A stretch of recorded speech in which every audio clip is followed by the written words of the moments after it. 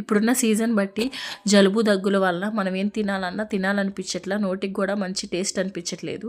ఈ విధంగా చేసుకొని తినండి. నోటికి కారం కారంగా చాలా టేస్టీగా చాలా బాగుంటుంది. ఒక మిక్సీ గిన్నెలో ఎండుమిర్చి 1 కప్పు వేసుకోవాలి, ఒక అరకప్పు వెల్లుల్లి వేసుకోవాలి, తగినంత సాల్ట్ వేసుకోవాలి, అలానే 1 స్పూన్ జీలకర్ర కూడా వేసుకొని తగినన్ని వాటర్ వేసుకొని మెత్తగా గ్రైండ్ చేసుకోవాలి. చూడండి, ఈ విధంగా ఉంటే సరిపోతుంది. దీన్ని మనం దోశలో కూడా వాడుకోవచ్చు. ఇప్పుడు స్టవ్ వెలిగించుకొని ఒక ప్యాన్ పెట్టుకొని దానిలో తగినంత ఆయిల్ వేసుకోవాలి. 1 స్పూన్ పోపు దినుసులు, 1 స్పూన్ మినపగుళ్ళు వేసుకోవాలి. అలానే 1 రెమ్మ కరివేపాకు, సన్నగా తరిగిన ఆనియన్స్ వేసుకోవాలి, సన్నగా తరిగిన పచ్చిమిర్చి వేసుకొని మంచి కలర్ వచ్చేంత వరకు బాగా ఫ్రై చేసుకోవాలి.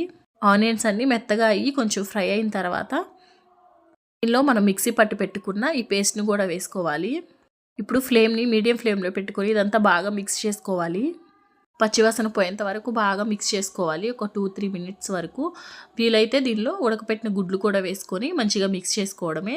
టేస్ట్ అయితే చాలా బాగుంటుంది. జలుబు కానీ, దగ్గు కానీ, జ్వరం కానీ వచ్చిన వాళ్ళకి నోటికి చాలా స్పైసీగా చాలా టేస్టీగా ఉంటుంది.